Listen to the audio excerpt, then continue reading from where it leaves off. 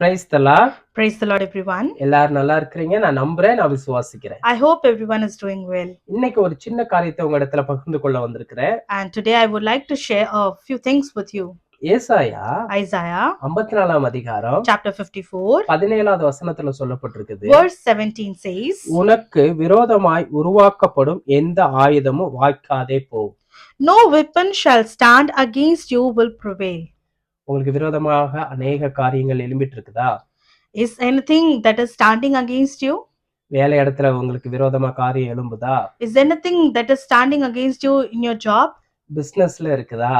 Is that anything standing against you in your business? படிக்கிற இடத்துல விரோதமா காரியம் எழும்புதா? Or it can be anything that is standing against you in your studies. ஏன் எனக்கு இப்படி நடக்குதுன்னு சொல்லிட்டு நீங்க சோர்ந்து போய் இருக்கிறீங்களா? Are you upset because of that?